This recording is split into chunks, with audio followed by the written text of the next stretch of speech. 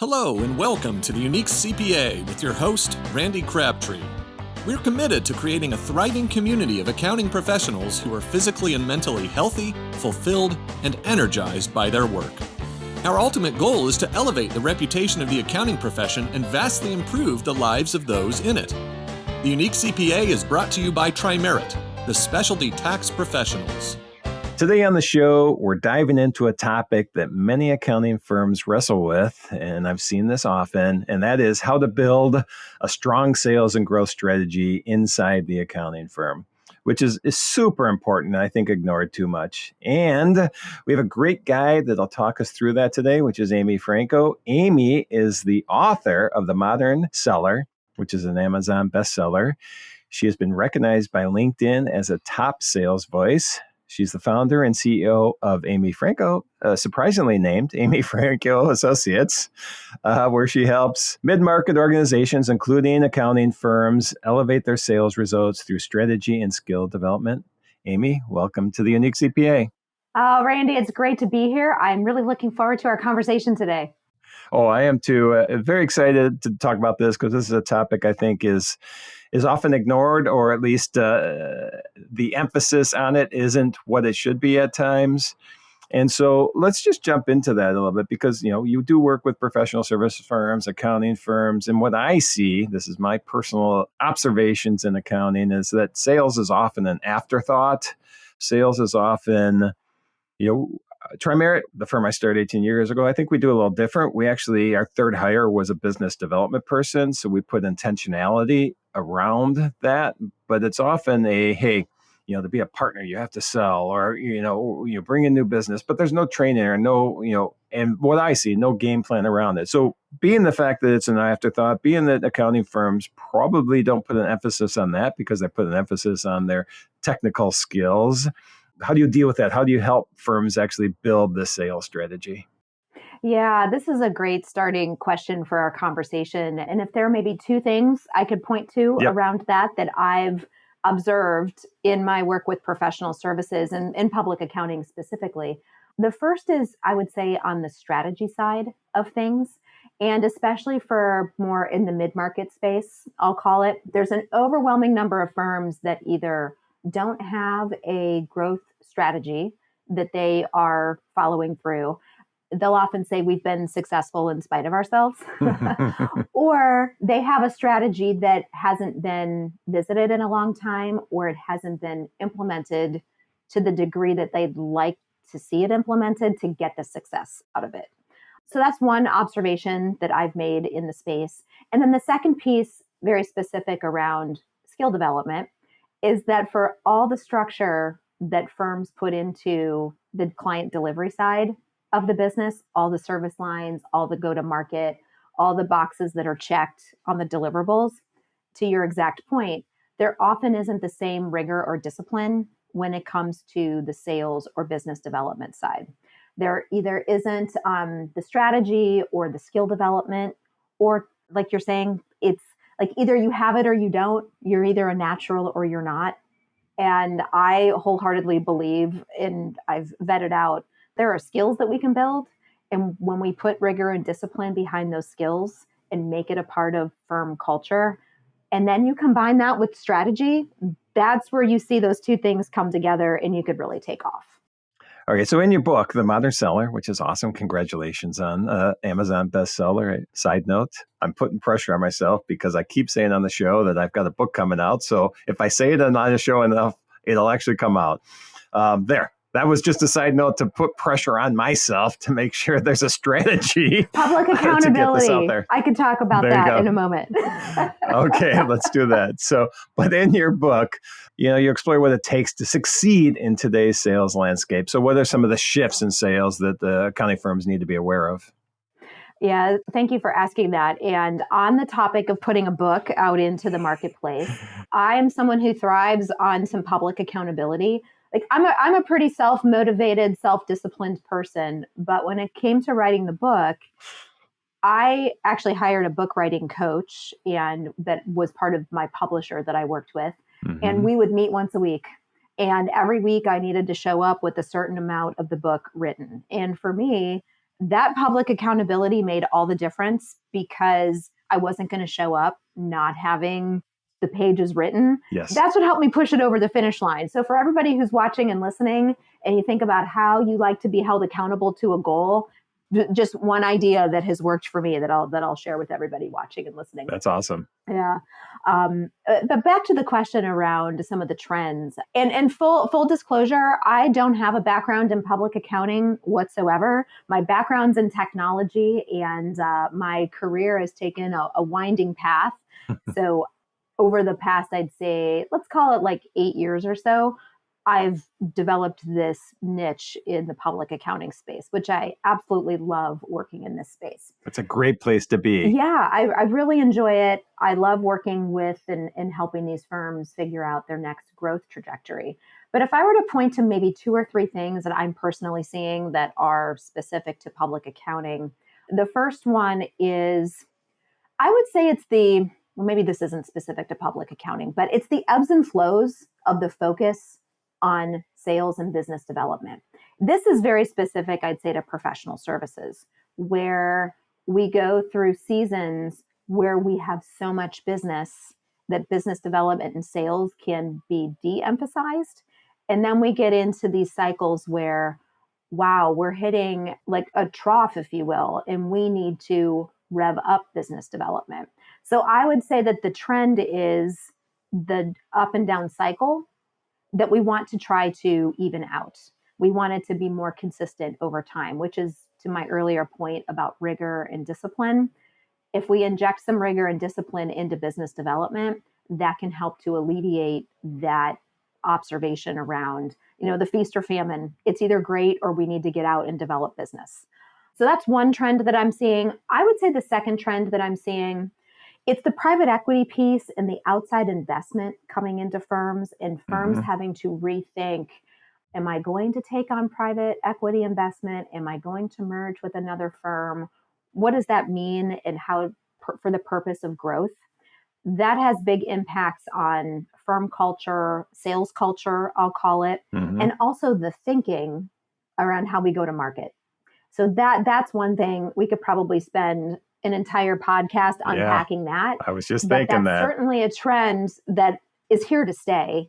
Yep. And it's certainly firm leaders have to be really cognizant of it, whether or not you go down any of those paths, but to be cognizant of it. And even if you don't go down the path, how do you think about it? And how are you strategic when it comes to your own firm growth?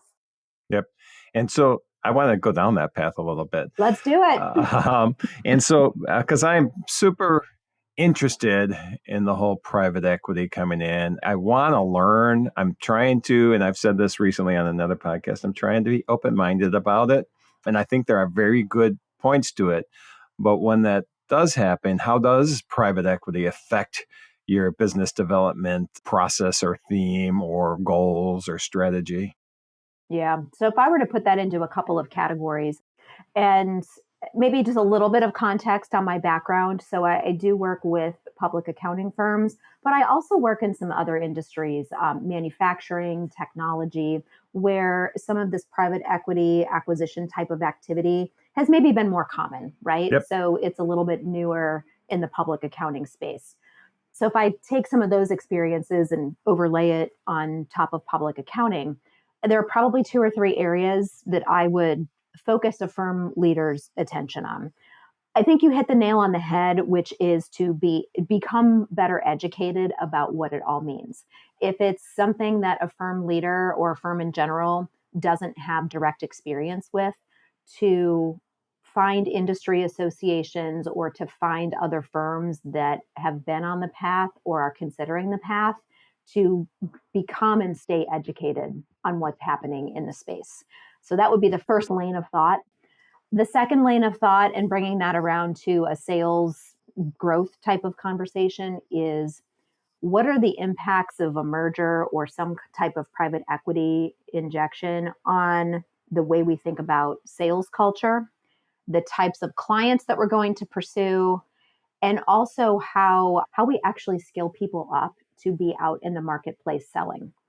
How someone is compensated and how a firm measures its growth becomes really critical there, because it's different to measure on, say, revenue, top line versus bottom line profit. And then what's the ultimate end goal of the private equity or the merger, whatever that scenario is. So that's kind of a big bucket there. But Yep. How do all of those things play a role in impacting your sales culture, your go-to-market, and then ultimately how you build out the sales piece of your firm? Got it. And that a couple times you've mentioned culture already, which I love talking about culture in general, but culture can be defined obviously many different ways. I want to talk about positive culture in general, but you talked about that and you talked about staff and sales. And so is this, when you're talking sales and business development in accounting firms, are we talking everybody from top to bottom? Is there specific people, or how do we start to educate, everybody within the firm to have maybe a sales mindset? So there are a couple of different ways to look at that, and then I'll share my philosophy Yes. around it. There is the model that says we are going to a degree, everyone or certain individuals in the firm are responsible for growth and finding new clients, finding new activities. We don't have dedicated sales or business development people to do that. Then there's the other side of the spectrum that says we are going to hire and build out a sales specific function where we have a team of people whose entire role it is to be out in the marketplace, selling, uncovering opportunities, bringing opportunities to closure, which I put in the category of a more traditional sales team Yep. in other industries. I am of the mindset that there's a middle ground because I've observed across a lot of industries that one extreme or the other is really difficult to manage for the long term. But if we take a bit of a middle ground approach where perhaps in some firms it makes absolute sense to have individuals who are dedicated to selling.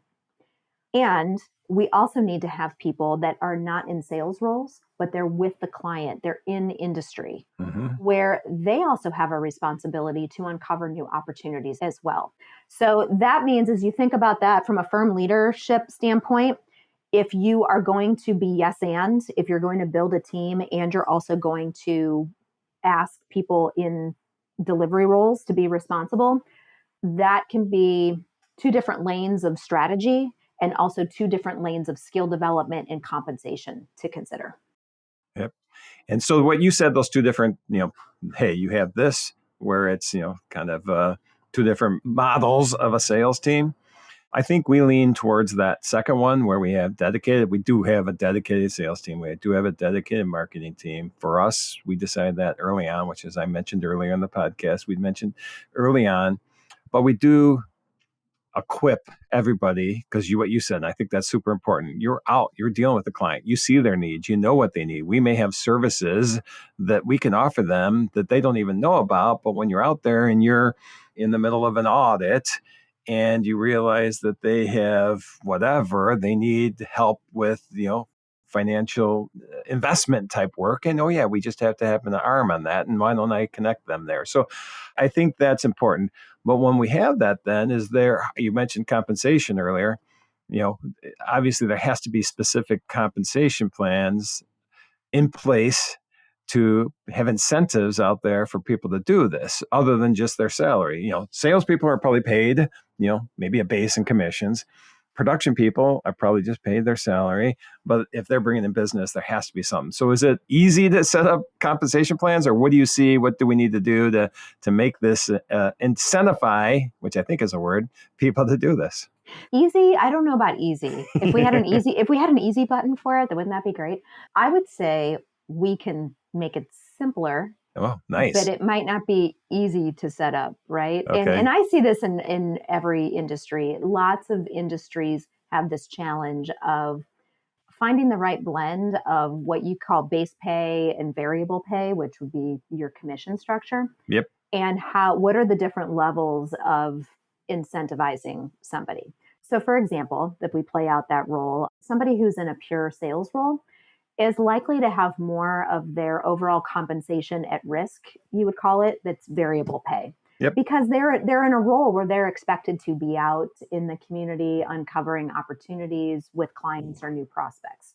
So it makes a lot of sense because that's their sole job for them to have, say, for example, 50% of their pay is base and 50% of their pay is commission. And those numbers might fluctuate a little bit. Whereas with somebody who their primary role is client delivery, they will likely have a much higher percentage of their compensation to be their salary.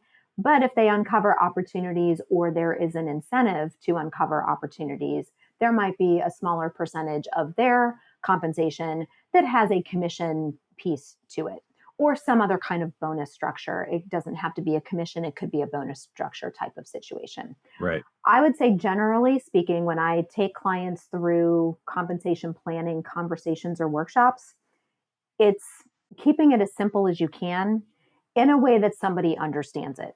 Somebody should always be able to understand how they're paid and what the expectations are or the activities around. I'll use sales as our lens here.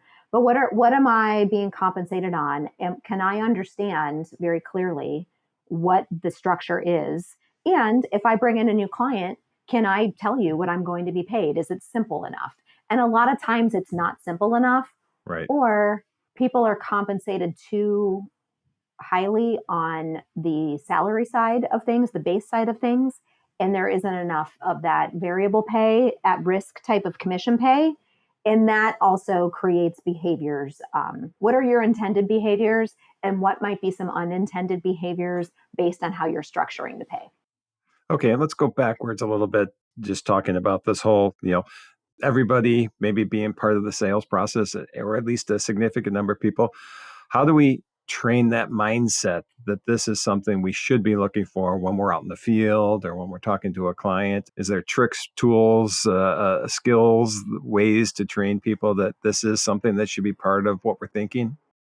Absolutely. So if I were to give you a couple of structures to think about, or our listeners a couple of structures to think about, I'm going to use a couple of my clients as an example. I have created a curriculum called Strategic Selling for Professional Services. It's a framework that I bring to professional services organizations to skill equip. Typically, when I'm working with firms, it's they will select people to go through the program. So there is a bit of exclusivity to it, if you will, where somebody has to demonstrate or be nominated for this program. What I find highly successful with that is I will get teams of people that they've raised their hand, they've been nominated by a partner because they've demonstrated some of those attributes or some successes already, and they are seen as future leaders in the firm. And sales and business development is a skill set that's required to continue to be successful. So there is a subset of a firm where you might nominate people to be part of a program. So what makes that successful is there's a level of exclusivity where people are tapped and a firm makes an investment in those people. So that's one lane of thought or one approach that a lot of firms will take with the business development sales skills. The other approach is the more generalized skill sets across the firm. Maybe somebody that isn't going to be a skill set that they require all the time because they will stay in a staff delivery type of role, which is critical. We need great people to deliver our services in order for us to continue to grow, right? Yes. Or perhaps maybe they're younger in their career and they just haven't had those experiences yet, but we Right. want to expose them to those experiences. So there are a couple of structures that a firm could consider for those two groups of people. The first is more firm-wide education, which teaches a more generalized set of skills. So, for example, a lot of firms participate in associations, industry type associations, or they ask people to be out in the community meeting people. General networking, centers of influence type of skill sets. So, what can I maybe be looking for in a client scenario or at an event scenario? Those are things that are more general skills that we can help people to create awareness around and practice out in the marketplace or with a client. There's also the internal structures around, do we have a CRM? Do we do client planning? Do we have industry focus where somebody can participate and learn and is part of a growth path. So you can do some things internally on how you structure the way that you pursue opportunities and include people that may be younger in their career, or they might be part of a delivery team, but their input is still really valuable. All right. And I think that's great information. And that kind of brings me to something you and I talked about before we went live, which was, staying energized in your work and your life and evolving in your work and your life and how important that is. And for me personally, I said this when you and I were first talking, I kind of get bored easy. So I need to make sure that there's something new, something else to do. So you find this important, obviously. And why don't you expand on this for us? Absolutely. I have found for myself as I reflect on my career journey, my life path thus far is, I've developed I have a lot of interests, and similar to you, I can get bored easily, which, has its pros and its cons, right? Yep. Oh yeah. But I'm very energized by new ideas, pursuing new paths, and I do get a sense of boredom after a while. And I've been in the sales lane for pretty much my entire career. There's also a leadership lane, a learning and development lane that they all kind of come together. So because I pursue different ideas, different disciplines, I guess would be a way to describe it, it's easier for me to find ways to stay energized, even though I've been in the sales lane for a long time. I'm still very energized by it. Outside of that, I try to find other things, but not too many things. I don't know about you, but I can say yes to too many things. And then I have too many things on my plate. Yes. That's been a learning process for me to be selective about the things that I want to pursue and get deeper in. So for example, I get my leadership fix by volunteering for the Girl Scouts. Mm-hmm. And I was the board chair for the local council here. So that energizes me. I'm an angel investor, and that's something that I've always been interested in. And I don't have a financial background, but I've always been interested in investing and how can I support more entrepreneurial organizations and specifically women-owned enterprises. So I have pursued angel investing over the last couple of years. I've always wanted to learn another language. So I'm a beginner Spanish student, and I've always wanted to learn. I've talked about it for years and years and years. So now in the last year, I have finally made progress on that. I'm probably, at least for the time being, at my maximum of different things I'm pursuing, because if I start getting too far beyond that, I have too much on my plate. Yep. But it does keep you energized, I believe. So you and I might be the same person. Just this past year, I started angel investing in tech startups in the accounting industry, something I know, obviously, not tech, although I do have a computer science degree, but that was a long time ago. But the accounting profession I know. So I've been doing that. Today is day 460 of Duolingo, learning Spanish.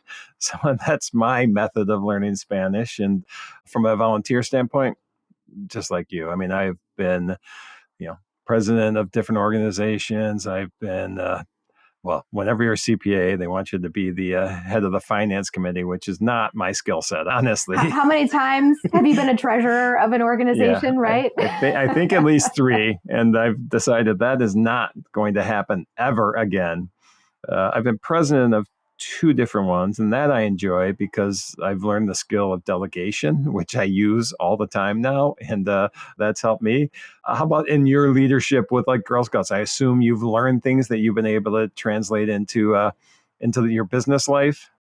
Absolutely. I have found for myself, these different experiences, it's being able to take the learnings from all these different experiences and apply it to, personal life, business life. Absolutely.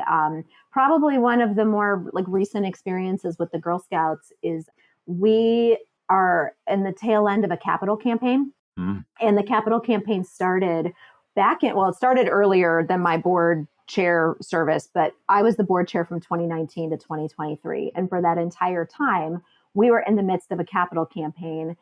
In the midst of a capital campaign during COVID, which is probably a whole other conversation. Yep. But I had never been through one. And to lead a board through one has been such a valuable, rewarding experience. And fast forward last year, We did a ribbon cutting on a beautiful STEM leadership center and makerspace on one of our prime campuses, if you will. That, like what I've learned and been able to be a part of, there's no way I could have predicted that. And just having said yes to being part of the organization and then saying yes to being the board chair just opened up so many avenues for me. It's been just an amazing experience. And I think that kind of, to tie things together, that really comes back to the hey, let's learn these skills of potentially being part of the business development team or strategy within our firm, because it can be an energizing thing for you. It's not that accounting is bad or taxes are bad, but it's something different. You're adding variety to what you're doing. And so for anybody out there listening, I would think just give it a try. Learn these skills, go out and talk to somebody like Amy and learn things that you can do to help energize even further the energy you have in the firm. All right, Amy. So before we wrap this up, why don't you summarize or give us an idea of what are the key takeaways people should get from this discussion we had today? I have a couple that I'll share, and I'll take the firm leader approach first. So if you are a firm leader, a growth officer, CEO of a firm, and you are considering the growth trajectory of your firm, being mindful and intentional around the sales culture that you're building and the skills that you're building in the firm, regardless of you are going to take on private equity or not, you're going to merge or not. This is such an important topic that every growth officer, every firm leader wants to be considering. So I would say that's the first takeaway. The second takeaway from more of an individual standpoint is on the business development or sales skill standpoint, to stay open-minded about how meaningful those skills can be, not only for you professionally, but for you personally. And if we keep our clients as kind of the North Star of how to help our clients, really fantastic business development skills help our clients to be better. Yep. So if we look at it from that standpoint, that's very energizing to me. How can I help my clients to be better? Business development and sales skills, when I cultivate those in myself, have that effect on my clients. I say the last takeaway is always to be looking at the things in your life, the things that you're doing, or to your point, deleting or delegating, what energizes you. And when we're mindful of what energizes us personally and professionally, that just has a ripple effect on everybody around us. The people we work with every day, the clients that we work with, our families, our friends. It's really meaningful and important to know what energizes us and to make those decisions around that. I think that's great advice. All right. So great conversation, but 2 final questions. Outside of your passion for sales strategy and helping people find energy in what they're doing and leadership, what do you do for fun outside of work? 2 things I love to do outside of work, besides studying Spanish, which to me is fun. That's not work. I love to travel and I love fitness. So those are 2 areas I'd love to spend time in. Yep. Well, again, same thing with me. We've been on the road for 2 months right now, traveling, my wife and I pretty much try to work out every day. On the road, it's been hiking, but when I'm at home, I have a really nice home gym, and exercise. It's just really talking about energizing yourself. That's one thing that does it as well. And I assume Absolutely. You believe that. Yep. Okay. And then last thing, if people want to find out more about what you're doing or connect with you or get a hold of the book, where's places people should look?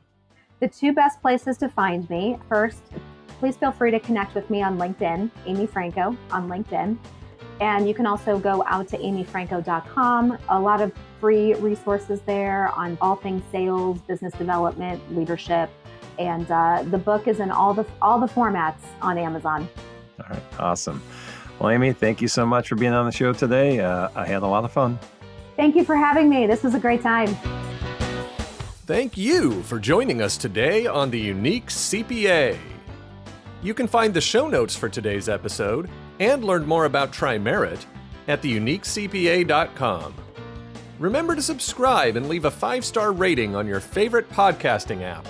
And join us next time for more expertise and insights on The Unique CPA. ProfessionalProductions.net